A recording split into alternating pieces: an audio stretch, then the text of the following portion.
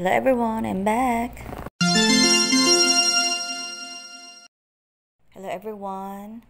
For info, no, I'm doing a video for my picky eater kids, preparing their lunch every day sa school.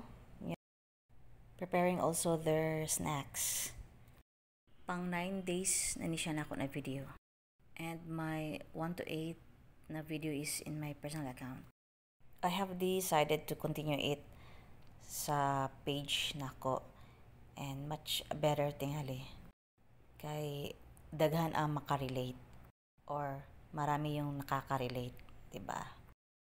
For this video, again, this is my 8-day challenge in making lunch for my picky eater kids.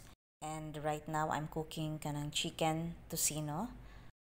My mission is kanang dapat both of them mukaon sila sa ilang lunch. I mean, maganahan sila sa ilahang sudan, no?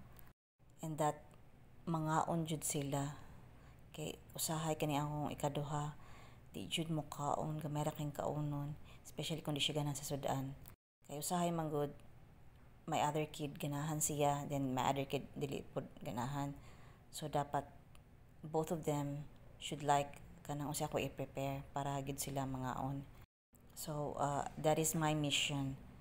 So I'm sharing it with you guys. Right now ato na ning giprito ato ang chicken tocino. Ato lang kinis lang bantayan kay I thought no ako ang diferensya, but usually magud na dukot ang akong mga luto kay it's because ang akong kalan kusog ra gyud kaayo. Mag-burn jud siya, so I have to kanang bantay gyud. Kay bisa ako na siyang gihinayan, mudukot man gihapon, so nagi-diferensya sa ako ang kalan. So mo ni siya bantay sirado na gyud ning inahan ani. So at this time ako na siyang panguha, luto na ni siya.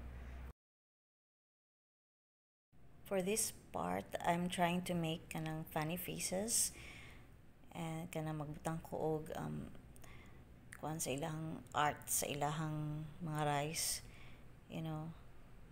para maganahan pud sila mukaon. And my Zoe find it kanang exciting sa iya ha.